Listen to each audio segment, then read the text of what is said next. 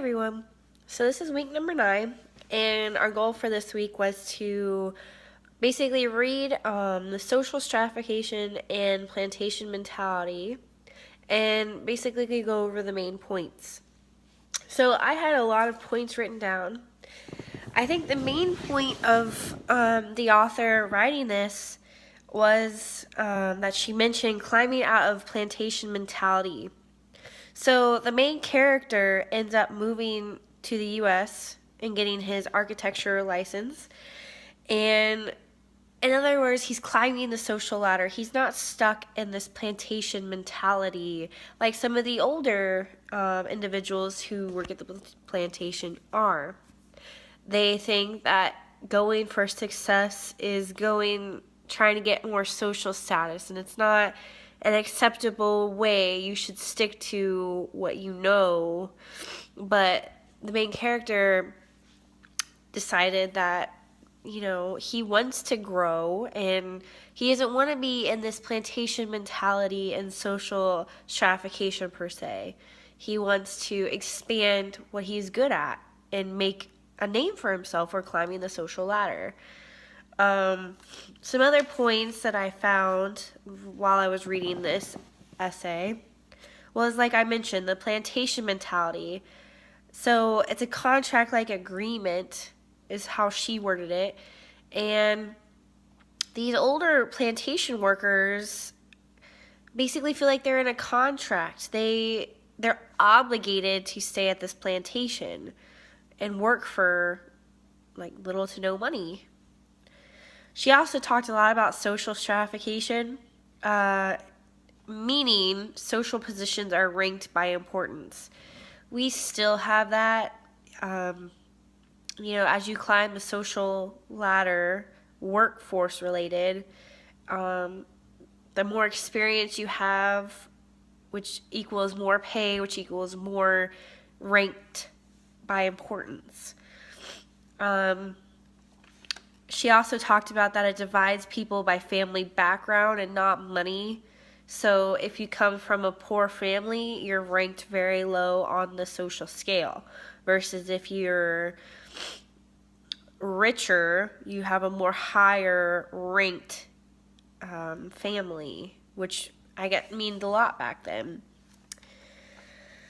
She also talked about the inequality and discrimination that the Japanese Americans were faced with during World War II. Obviously, with Pearl Harbor, it made it real easy to pick out the Japanese out of the bunch, especially with Hawaii, because the Japanese individuals moved to Hawaii to get away from Japan. She also talked a lot about the military perspective. Basically, the Japanese Americans would fight for our country against the Japanese, and yet somehow they didn't get the respect they deserved. They were still discriminated against no matter how much blood was spilled on the battlefield. They didn't get the respect even if they fought for our country, as would white Americans would.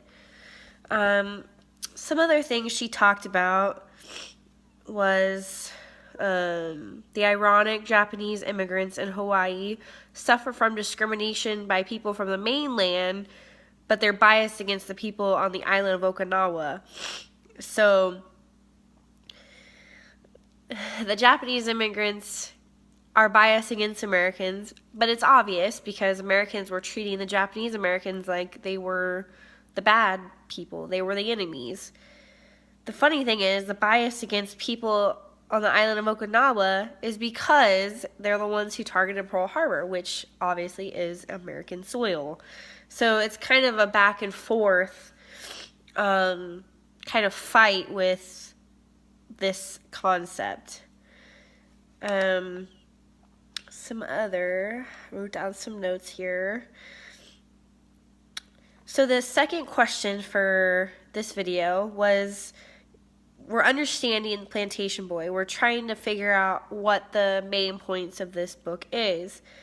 So, with that in mind, did the author's analysis reinforce any thoughts you were already having about what is happening in the story? So, I wrote down 2 points. The idea of the military, the social status. Like I mentioned before, the Japanese Americans weren't getting treated with respect. And I kind of felt that way while reading this book, that, they would come home and still not get that respect. They could be wounded and they weren't getting the right respect for what they did. They were still being hated against because they were Japanese, and obviously the Japanese just bombed Pearl Harbor, so they're easy targets, which is not fair, but it just reinforces what I was already thinking and feeling as I was reading that part of the book. So it reinforced the idea of follow your dreams, or the American dream, I should say. It's not necessarily about money or social rank, but it's going for what you want. It's something you want to, for example, the main character went for his architecture license. So, in a way, I wouldn't necessarily say it could be social rank and social status, but it's mainly he's good at something and he goes for it. He doesn't feel trapped like his family does. He goes and does it himself, moved to the United States, and